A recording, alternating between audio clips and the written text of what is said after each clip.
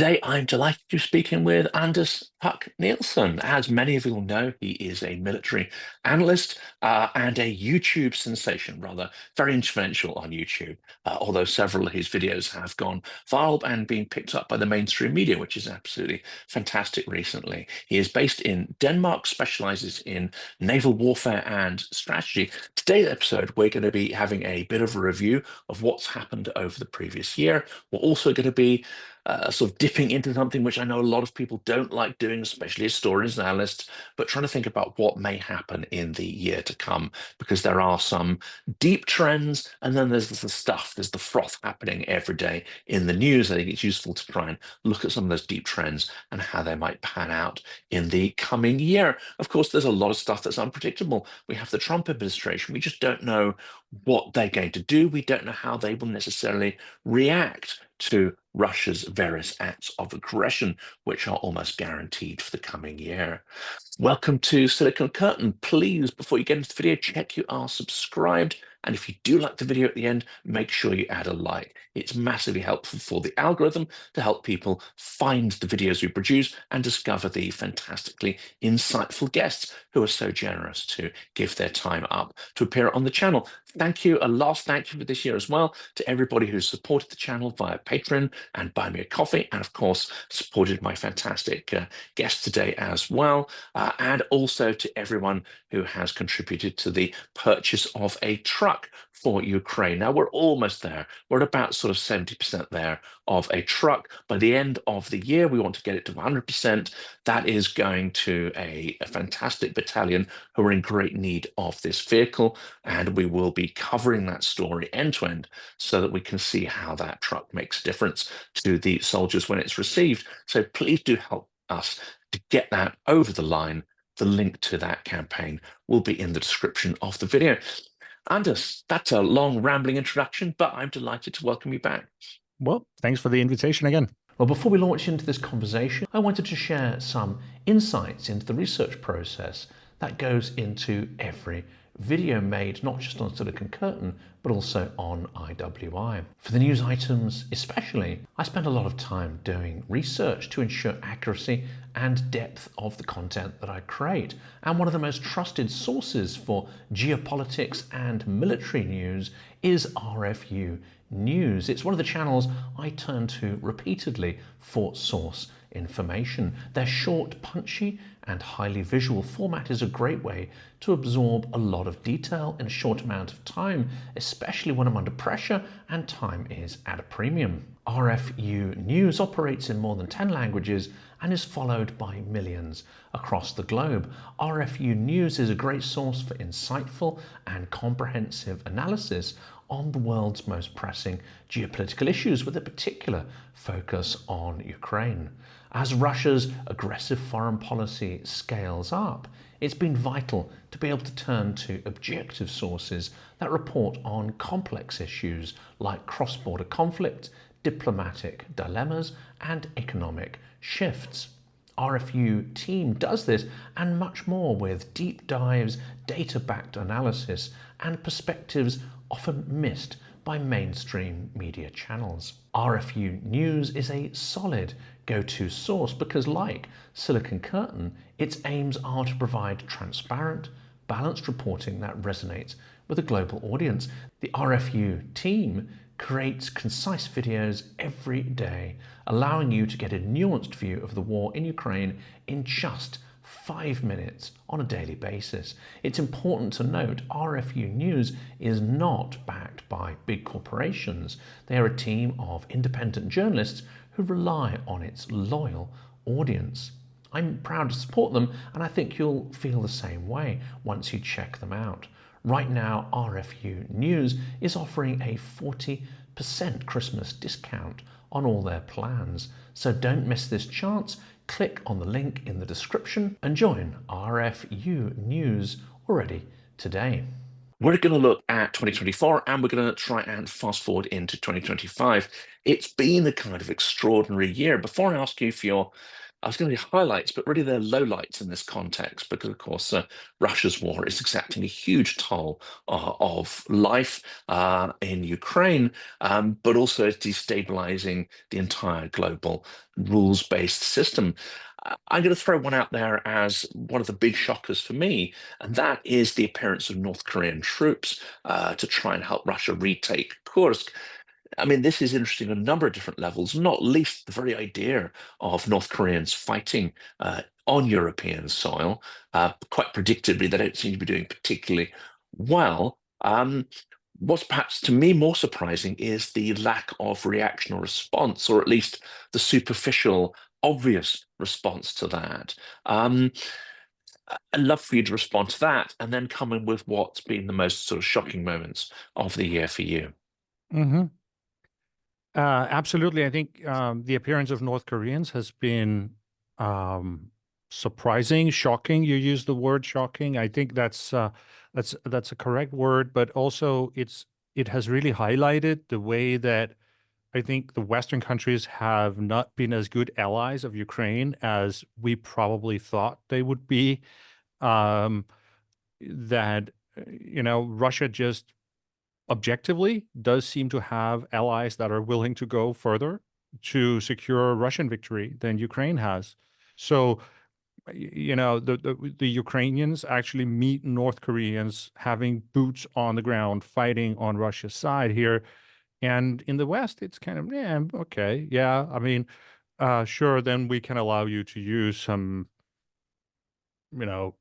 longer range rocket artillery and then maybe try to hit some of those. But otherwise, I mean, we're not going to really do anything about that. And we're still going to have discussions about how we think you really need to make concessions to make this end, right?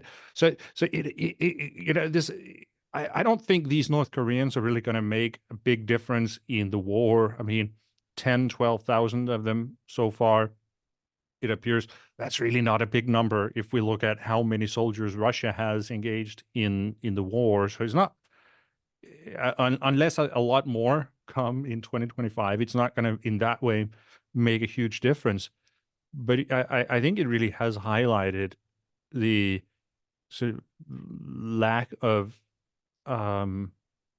sort of strong support from the Western countries that Ukraine is receiving. And from an analytical sense, what are you seeing? What are you hearing about the causes of this? Is it that we have a democratic deficit, as someone like Vlad Vexler says, that our politicians are simply not of the sort of leadership caliber we may have had during, say, the Second World War or the various crises of the post-war era during the Cold War, when we were tackling, Russian campaigns around the world one by one and seeing it as a sort of global existential threat in a very strategic manner? Is it that our leaders understand the full threat and are doing things behind the scenes, but don't want to visibly be seen to be reacting to Russian terror? Or is there actual indifference, the sort of indifference that that certainly someone like me and a lot of other sort of YouTubers and analysts fear? Those who are supporting Ukraine will immediately interpret the lack of Western response as a kind of indifference. There may be more to it. What's your sense? I think a lot of it is down to lack of leadership. Right now, there's a vacuum of leadership in the Western alliance because for something like 80 years, the European countries have been used to American leadership. And we don't have actually a precedent for how the European countries would act as one coherent unit in international politics, right? Well, the last time we didn't have American leadership, or the European countries were all fighting with each other, right? So there is a new situation now where the Americans, they just don't want to they don't want to do this job anymore. They don't want to have this role. So we see the Americans pulling away from the international cooperation, the alliances, and nobody seems ready to take over in Europe. So it will be very interesting to see if the Europeans will find a way to do that. Maybe a new government in Germany could take on that role and set a direction, but as it is right now, the Europeans seem incapable of actually taking strategic action on their own. We have individual European countries trying to take the lead, but they are not in a position to sort of get everyone on board. And the Americans under Biden have, I think the Americans under Biden have taken leadership to some extent, but then unfortunately, I think Biden has not been a particularly good leader in terms of the conflict in Ukraine. I don't think he has had the right idea about what this conflict is about, what needs to happen for it to end quickly. So he kind of fumbled it, and that has led many European countries to follow him into that fumble. So I think that's kind of how we've ended up here, and it will be very interesting to see if the European countries can, with Trump in the White House, can maybe get their act together and start finding some leadership on their own. And this comes back to something you said there, which is a fundamental misunderstanding of what it takes to end the war. That could also be said to be a misunderstanding of why Russia is fighting the war. If we don't understand what its war aims and goals are and how it defines victory, then we're not going to come up with an adequate response. Yes, that's true. I mean, there is this misconception in many Western countries that the war is about territory and that Russia is fighting to gain as much territory in eastern Ukraine as they can before the war then comes to an end. And then they will be happy if they get a lot of territory. And if they get less territory, then they will be less happy. But basically that it's a war about territory. And it just isn't. It's a war about political influence. It's a war about establishing Russia as a great power in Europe that can be the center, the power center for all its neighboring countries, that Russia can have this sphere of influence in Eastern Europe. And that means Russia doesn't. That's the point of also of the video that you mentioned before I made there, that Russia doesn't actually have to take over all of Ukraine. It's not the goal to annex all of Ukraine. What they want is a political leadership in Ukraine that will be oriented toward Russia.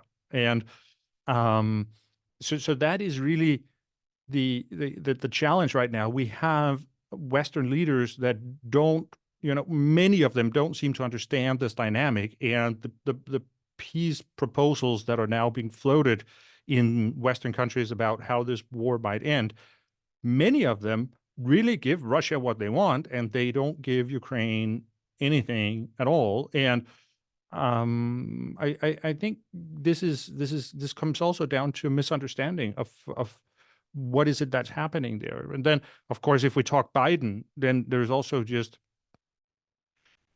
it's not only a misunderstanding of Russia's war aims, it's also a misunderstanding of the escalation dynamics, which I think Biden has been extremely careful or concerned about the potential of this escalating into a bigger war that could involve a direct, exchange of weapons between the United States and Russia, right? So it's all the time been this thing that Russia cannot be allowed to win, because then that might lead to one kind of escalation, but also they can't be really allowed to lose, because then Putin might get really angry or what have you, and it can also lead to war. So it's been about this whole balancing thing, and we should give Ukraine just enough weapons that they can sort of stay in the fight, but not really enough that they can really push the Russians back. And I think that's just been a very wrong calculus, because it has prolonged the war. And the most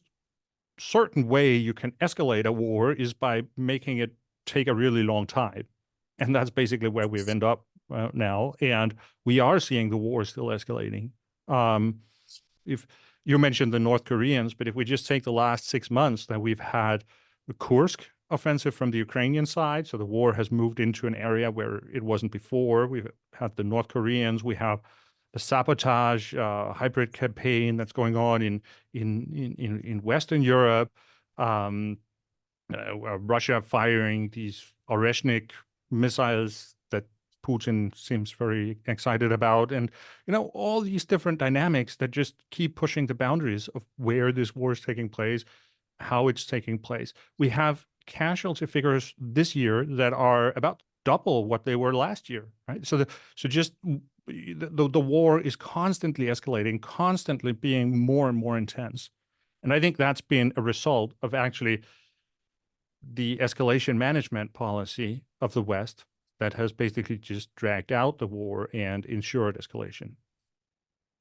And it also perhaps comes down to this idea, because you've talked about escalation management, which I think is built on the idea that this is a regional conflict between regional powers, and you can somehow contain it there. Okay, it's messy and it's horrible for Ukraine, but you can somehow, quarantine the war in a particular area. That seems to me not any kind of conception of what Russia's up to here. It's, when you listen to, and it's not necessarily the case that Dugin is the architect of this strategy at all, but he's certainly someone who articulates what I think a lot of people in the Russian elite actually think. And his message is extremely imperialistic. It's that Ukraine is just a first step to reconstitute Russia as a great power. And what Russia wants in the world is to be feared. So we look at this, they're losing hundreds of thousands of casualties, they're only taking incremental territory. We think, they're losing. In their mind, that's not the game here. The game is, are they reconstituting the empire? Are countries around the world fearing them? And I think to them, this idea of being feared is in itself a victory. In that sense, their war is far more expansive, and our strategy is sort of quite, I would say, sort of microscopic rather than taking that macro lens. That sounds a bit woolly, but do you agree that we're fundamentally looking at the war through different lenses? Yes, I am. I also think they have a different time perspective on it. I think one of the features of the Russian Empire, you can say, is this borderlessness. It doesn't really, it's not clear exactly where the borders of this empire should be, or the borders of Russia's sphere of influence. Where exactly is it? Well, it kind of depends on how things are going right now. So, but the general idea is towards expansion, and over time, over decades. And I think Russia is looking at what can they achieve now, but they are also looking at the trends, and they have this very strong idea that the NATO alliance, the Western, unity is breaking up, and that the West is in decline, and that if we look 10 years down the road, there might not be a NATO anymore, and that will open new opportunities. So they will get as far as they can right now, and then in a couple of years, they will go some more because it's new conditions they have rebuilt, and the West has gotten weaker. So I think it's also important that we understand that it's really a long-term thing, and that it doesn't. It's not very helpful to just look at the figures right now and say that, look how much stronger we are and how weak they are right now. It's a long game. And this is interesting, isn't it? Because again, this idea of negotiation, if we look at what's been said, a lot hasn't been said, a lot's happening behind closed doors. But a lot of the ideas of negotiation that are doing the rounds in the corridors of power, whether it be in Washington, Berlin, or Brussels, seem to be based on the idea that, it's almost the vision of a sort of 1917 style armistice. You have a peace deal, the guns fall silent, phew, that's over. But actually, if Russia is engaged in this long-term strategy, and you mention sabotage, you mention mayhem that Russia is already causing through cutting cables, subsea cables, all this kind of stuff, the likelihood that Russia will suddenly stop its aggression, whether it be grey zone or hybrid, cyber, the whole array of aggression, including informational and electoral aggression that it's clearly been rolling out this year in Moldova, Romania, and all over, one could say possibly the US as well. This isn't going to end. In fact, if the goal is to dismantle the architecture of Western security, then the guns falling silent in Ukraine, or at least partially, because I suspect there'll be all sorts of, as you say, confrontations happening and campaigns continuing there, even though they try to blame it on others. One can see the hybrid war actually escalating if the hot war in Ukraine starts to de-escalate? Do you think that's a risk that we are really missing in terms of Western strategy and leadership? I think we might be, if we imagine some of these things, these ideas that are being floated now about how a peace settlement could look, and Russia gets a lot of concessions, then they might, in my view, be willing to take a break, to reconstitute and rebuild their strength. I mean, there is no doubt that the Russian army, they have suffered a lot of casualties. They could use a break, right? So they might be willing to take a pause and go back to something that was like the state of conflict before 2022, where there was also a war in Ukraine, but it was a much more sustainable war. They might be willing to do that for a while, knowing that they can rebuild their forces quicker than Ukraine can. And then in a couple of years, they can restart the fight from a better position. I would not rule out the possibility that they would be willing to do that. But of course, that's not a very good solution. It's not a solution at all. It's just sort of winning a bit of time and basically playing into their hands.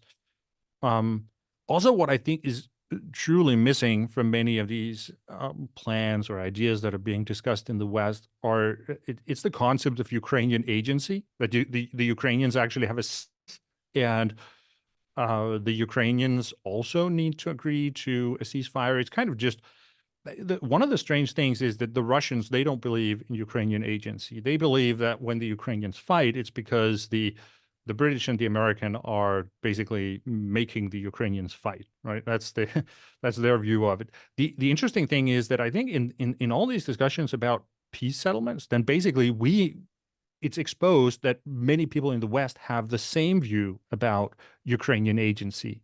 That we also assume that we can just tell the Ukrainians that you have to make this peace deal, and here are the terms you're going to agree to. And I think if we look into 2025, it's going to be extremely interesting to see how the Western countries will react when the Ukrainians say no. We're not going to end the fighting here, and you can keep supporting us or not, but we're going to keep fighting because these terms are, that's capitulation, and it's not going to happen. I think there is probably some, there's going to be a process of learning in the West over the coming year when it comes to the question of Ukrainian agency. And from the military point of view, there is a sort of surge currently going on. I don't know fully the extent of how much will be delivered before Biden leaves office, but they're trying to get a lot of equipment and especially ammunition rounds to Ukraine in this transition period. And of course, it seems that European manufacturing, whereas it has not ramped up, and that includes Britain as well. Britain's been, I think, snoozing through a big part of the last couple of years. It hasn't ramped up at the speed and scale that you mentioned that Russia's allies have done. Nonetheless, the wheels have started to turn. A rearmament is happening, and Europe has some capacity, at least, to continue supporting Ukraine. So when it comes to them, not having to give in to a really bad deal simply because of Western pressure, will they have at least 3, 6, 9 months worth of at least minimal ammunition supplies, so at least they have that freedom not to capitulate if they see that as not in their interests? I would expect so. I mean, we saw last year when the U.S. Congress did not approve the new assistance package for Ukraine. That came as a surprise. And really, the Ukrainians quickly ran out of ammunition, and there was this talk about shell hunger and those things. I think this time the Ukrainians would be more prepared. I would expect them to have big stockpiles of things so they can keep it going for quite a while. Then, of course, with the assistance that will probably keep coming from at least the European partners, I would expect something like 6 to 9 months to be maybe realistic. I mean, I don't know how long they could do it, but it seems like they would be prepared for that situation. And the important thing to know is that the Ukrainians clearly see an end to Russia's ability to keep the war going, that the Russian war economy is struggling. And I think that's a correct analysis. I think 2025 is also going to be the year where Russia's economy is really going to get on the agenda, because we're going to see huge problems on their side in keeping the production going, keeping, just the war running, while at the same time maintaining some kind of decent economy. And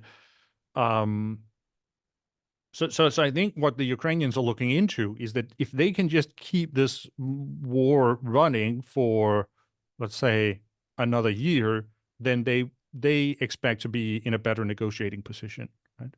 So we're getting into a kind of it's going to be interesting, because Trump is going to insist on negotiations right away, because he's, that's what he wants. The way I see it, Ukraine might have an interest in actually, making the war last longer, because that will over time give them a better position to negotiate from. And this is one of the unpredictable areas. On the one hand, Trump has made various noises about how he does not really understand the sanctions, the importance of sanctions, or is not particularly aligned with that policy. It's curious, when you mention Iran and China, he's all over sanctions. He's very, very much up to that, and tariffs, and using the economy as a sort of huge lever for American power. When it comes to Russia, he seems to have the opposite impression. However, he also potentially is going to be putting pressure on allies like Saudi Arabia to help increase the oil supply, reduce the global price of oil. He may not have in mind that his drill policy will harm Russia. In fact, that may not be the impetus behind it at all. Nonetheless, if global oil prices come down, that is going to cause catastrophic harm for the Russian economy. This perhaps is, despite all of the economic, military levers we can pull, it seems to me that actually the oil price is probably the most powerful lever we could pull to collapse the Russian war machine. What do you think we might see in the coming year on that front? I think that's true. I mean, if the oil price goes down, then that would be really bad for Russia. But I think also, just aside from that, I think questions like the inflation rate, I think we're going to see huge inflation in Russia in 2025. I think we saw the Russian central bank basically just giving up when they did not increase the interest rates here in December. They might do that in February, but I think we're going to see huge inflation, something that will remind the Russians of what the 1990s were like. And that's going to be interesting, because really Putin's sort of shtick in this whole thing is that the whole key to his legitimacy is the idea that he pulled Russia out of the mess of the 1990s, and now he might actually be bringing them back to what the 1990s was like in terms of economy, inflation, all these things. And I think we're going to see also a Russian war production. The military industry is going to be suffering a lot more, because they will be running slowly out of stocks of all the old Soviet equipment that they can refurbish and send to Ukraine. And that means that in this situation where the Russians are really running gradually out of the ability to spend more money and do it in a way that is sustainable and those things, they will actually need to make more investments in the defense sector, because they won't have this big stock of old equipment that they can use. So I think the Russian war economy is it's going to be difficult for them in 2025, and maybe we will see some of their allies stepping up and providing some of the things that they need to continue fighting. But I think it's difficult to see the North Koreans really stepping up much more than they already have. And Iran seems to have all kinds of problems on their own, right? They might actually have to decrease that, especially with Trump in the White House. We can discuss how his Russia policy, but there isn't much. His Iran policy is pretty clear, and it doesn't look good for Iran. So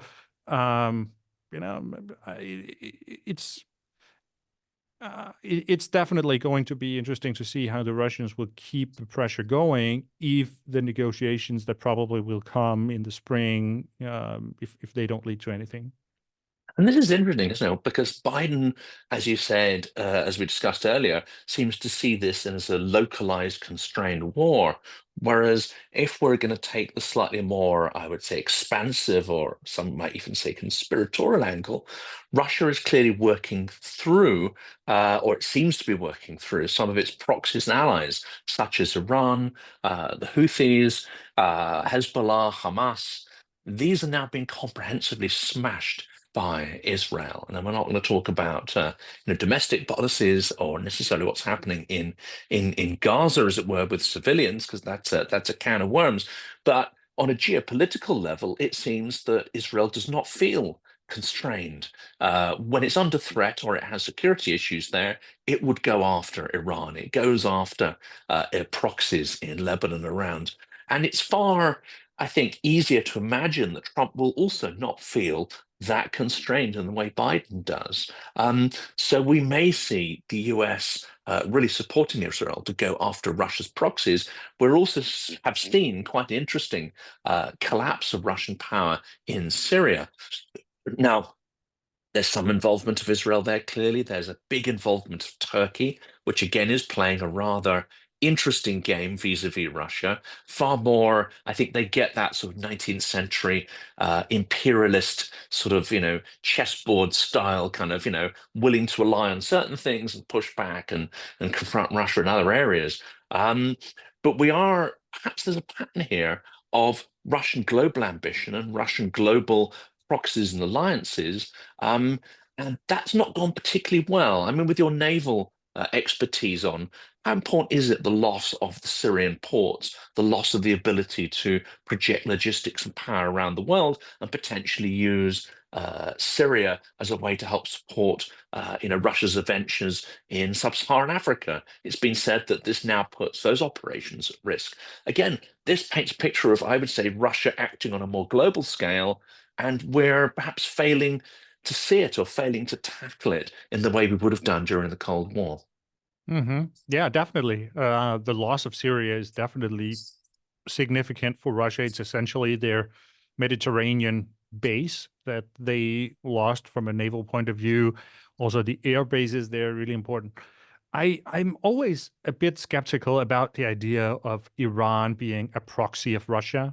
I think the relationship there is much more equal than we tend to assume. And I think to a big extent, we can actually see the Iranian support of Russia as a way that Iran is using Russia as a proxy against the West, right? To sponsor this war that's going on in Europe. But with all the setbacks that Iran has had, they might not be willing to, invest in this European war going forward in the same way. So I think Russia is also struggling with many of these things that are putting pressure on us. That right now it's, there's been a period here where it doesn't look very good for Russia either, the trajectory on these issues. So I think the question of Israel is really interesting because Israel is what you would also consider a small state. It's a nuclear armed small state, but it's still a small state. And they are so dependent on Western support to keep doing what they do.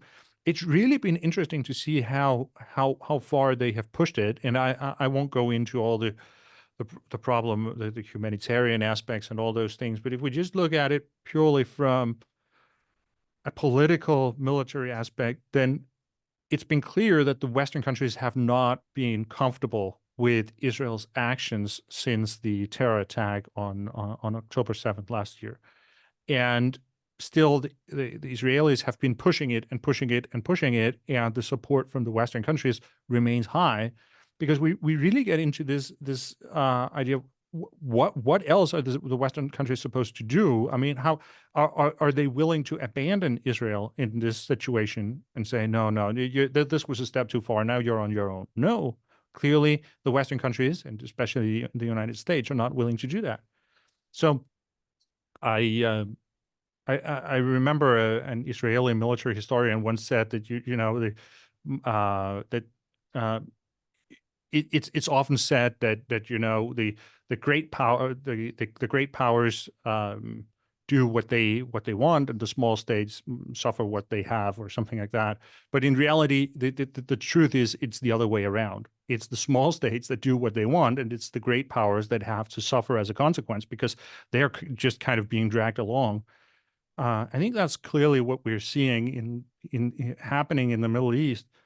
And it's really interesting to try to take this perspective and project it onto Ukraine and say, how would Ukraine be able to do some of those things that Israel has done in terms of dragging the Western countries around? And I think they would have some very strong levers to pull if they really want to make this conflict a huge problem for the Western countries. Ukraine has things they can do where it would really hurt the Western interests. It could hurt the global economy, all kinds of things, create escalation potential in ways that NATO would be very uncomfortable with. And so that's why I think it's going to be really difficult for the Western countries to abandon Ukraine. And that's also why I think it's so important that we don't forget Ukrainian agency in all these discussions about how what the end game can look like and what a peace deal might entail. It's interesting, isn't it? Because we tend to actually see Ukraine maybe more similar to us as a kind of democratic entity. And when it takes moves such as the Kursk incursion, there's a certain amount of, I mean, maybe not on our part, but on the part of some Western analysts, there's a certain amount of queasiness in relation to that, like, they're going too far, etc. Are we going to finally break out of this mindset where Ukraine defending itself is seen as escalatory? Because I think that is really what's going on here. Ukraine is taking strategic military steps which it thinks are going to advance its position militarily. Most of the time, these are perfectly legal in the context of war, and yet we can see, a huge amount of unease on the Western part. Ukraine is allowed to defend itself, and defense is not escalatory. Are we going to break this mindset? As a military analyst, I have a bit of a problem with this term escalatory, because escalation is a part of how you do military operations. It's just what you do, right? You escalate here, you de-escalate there. That's how things work. And I think escalation is a normal part of how you would defend yourself. And what Ukraine did in Kursk, absolutely escalatory, but also clearly within the boundaries of what is a reasonable legal response to being invaded. So there is a lot of talk about escalation, but escalation is really just a normal way of how you would do these things. But I think it's important that we don't kid ourselves about how existential this war is perceived in Ukraine, and that when people are engaged in an existential war, then they will be willing to push the boundaries extremely far. I don't really think there is any limit to how far Ukraine would be willing to go and the kinds of steps they would be prepared to take if they are being pushed out there. So, and that's what the Western countries also have to understand, that if we want influence on how Ukraine uses their forces and what kinds of escalatory steps they take, then we have to be relevant. We have to give them equipment that makes them able to achieve their goals in a different way. And there's just two areas I think we can focus on here, without diving into too much of the predictive stuff, which is very difficult, say impossible to do. You have this Oreshnik, and you're right earlier. I mean, Putin, listening to the original in Russian, he seems to have some kind of almost perverse enjoyment talking about this so-called Oreshnik and its mythical sort of capabilities and properties.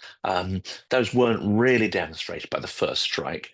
It seems to do minimal damage, and the warheads used were kinetic. Indeed, the kinetic force of those was what caused the damage. But there's almost this sort of mythical capability that you hear both Putin talking about and his propagandists. It also takes on, I would say, a very toxic and terroristic character. So would you expect, certainly in January, February, in the early months of next year, would you expect to see more, if not use of Oreshnik, then threat of the use of Oreshnik, that would go hand in hand with the rejection of the early drafts of any potential peace deal? It might be. I mean, I think the case of Oreshnik is really fascinating because, as you say, Putin really seems personally extremely excited about this weapon, like very passionate. And it's so strange because I haven't seen any real military capability from this weapon that seems new or like something Russia wasn't able to do before. Well, they have this missile that can apparently do. I mean, it can shoot a different range from what they were able to do with previous missiles. But I mean, that doesn't seem very important where the missile was shot from. The interesting thing is when you have these missiles, the challenge is often to shoot short distances, right? But it's easier to shoot very far, but Oreshnik is able to shoot a little shorter than some of the others. But I mean, for me, when I hear Putin talking about this missile and see the glow in his eyes and the passion he has, it seems like this is really this is personal. This is authentic, but at the same time, it raises the question to me whether he has kind of lost it. Really, like has he lost touch with reality of what this war is about and what's going on? It does not seem comforting to hear him talking about this missile in those terms. I mean, they might use it again because Putin seems to like it a lot and believe that it's very impressive and scary. But yeah. I mean, in that respect, it seems to have some echoes of the V weapons, the V1 and especially the V2, which were launched, the V2 in the latter days of World War II, and again hailed as, a super weapon. And of course, it's a great advance in technology, that's for sure. But in terms of the actual damage done, certainly there was psychological impact to it. But in terms of physical damage, the V1s, V2s didn't really affect the war effort too much. And of course, they lacked precision to hit, say, munitions factories. They're a weapon of terror to strike civilians. In some respects, there's a certain amount of similarity here. This thing seems to have it doesn't have precision, even less precision than the current stock of Russian missiles. So what is he hoping? And is it the fact that it's more in the character of a terror weapon? That's what suits Putin's purpose, to be feared, to create leverage in negotiation through the use of terror and fear. It certainly seems to sort of fit that framework. Now, Oreshnik is a nuclear missile. It's designed for nuclear warheads, and for that, it's probably fine. I mean, if they had nuclear warheads, I mean, it would be very difficult to defend against. The damages would be huge.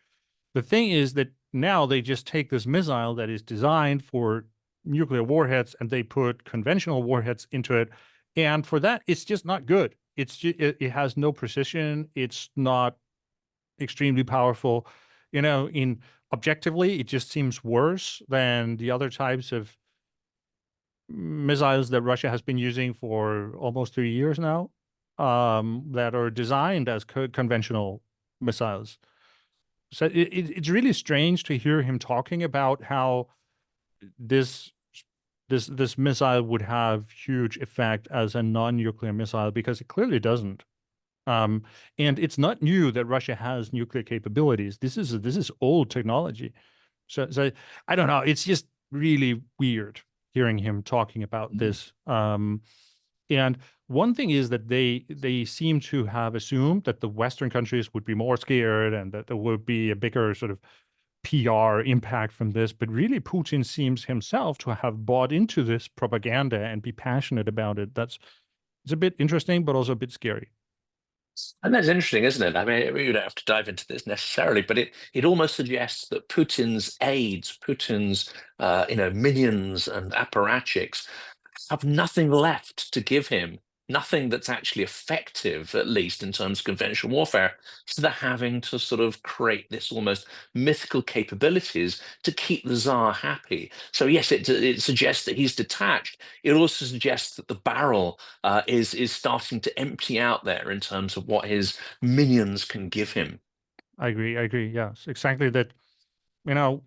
They want to show what this Russian, the best of modern Russian weapons technology and how they have this new wonder weapon that can change the direction. But in reality, it's just, yeah.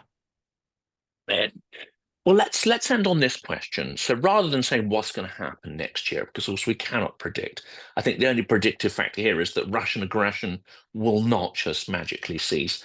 And even while negotiations are going on, previous patterns of behavior have shown that Russia is likely to use that escalation in a military sense during negotiations because it adds leverage. It seems to them at least to improve their position. So Russian aggression is a given, I think. An escalation of it in various targeted ways is also a given.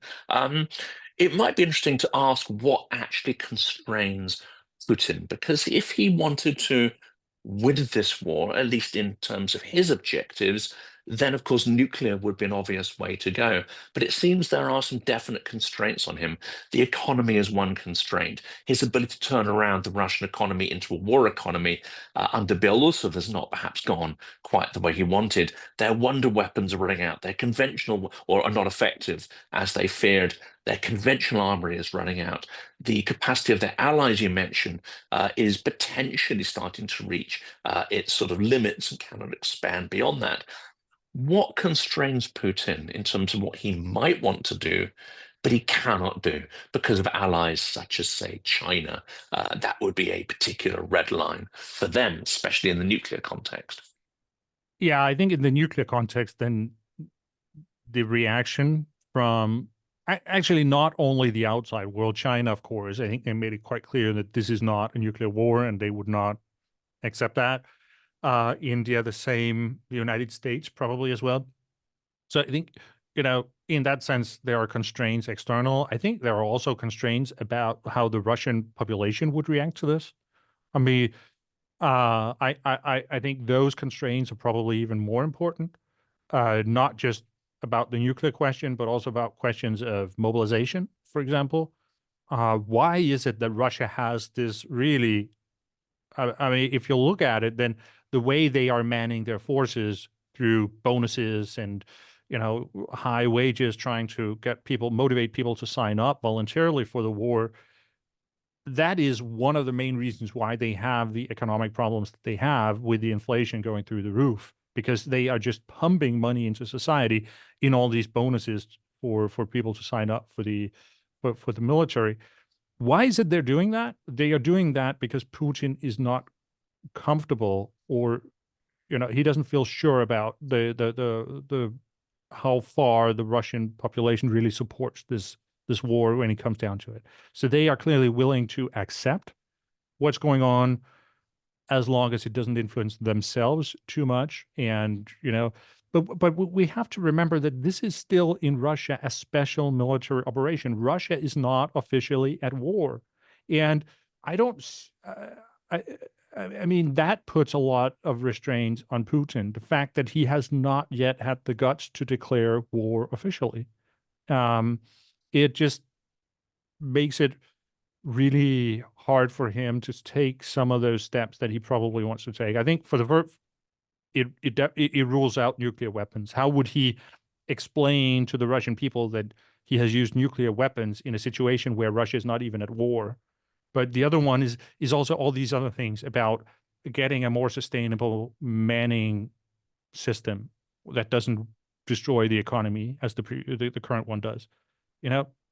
that would require him to actually acknowledge that this little special operation he has going on, it's actually a big war, and now he needs something more from the Russian people. So those constraints are perhaps more important than the foreign ones being imposed on Russia.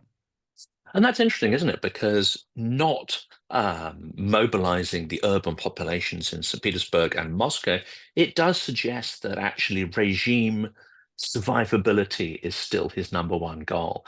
He's willing to do all sorts of things as long as it does not put his regime in mortal risk. And that suggests a certain amount of rationality, which we should perhaps be leveraging more, rather than seeing him as some irrational monster. And certainly he's a monster, but he's not necessarily clinically insane. No, he's not. And definitely the regime change is probably the one area where we can really, that's the sore spot. That's where we can really put pressure on him. And what that looks like in practice would be to force Russia into a situation where Putin will have to make compromises on these things, where he will be forced to make broad mobilization in society, for example. That will impact him on a regime change level. And really be one of those, he will go very far to avoid that and to avoid the backlash that can come from that. So I think one of the ways Ukraine can still improve their position in negotiations or in the war in general is to push Putin into taking those steps, pushing him across those thresholds where he has to do things that he really is afraid of doing, and that probably involves, it would be a big milestone for Ukraine the day that Putin is forced to declare more mobilization. That could be a game changer. I mean, that was my interpretation actually of what Kursk was about. Create something you can leverage during negotiations, but also push Russia into mobilization. That didn't happen. He resorted to bringing North Korean troops onto the soil of Europe instead of taking that step. I think that is significant, and Ukraine has shown us the way Putin can be beaten.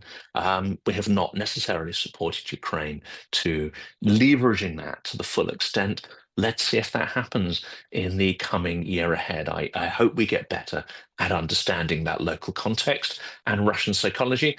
I'm very pleased that the videos you create and which our community creates, a lot of people, I think, understand these dynamics better indeed than quite big sections of the media and even some of the professional analyst community. So very grateful to what you do, Anders, and helping to sort of move this understanding forward. And I look forward to collaborating through 2025 as well. Yeah, me too. Thanks for having me again. Thank you. Happy New Year. Happy New Year.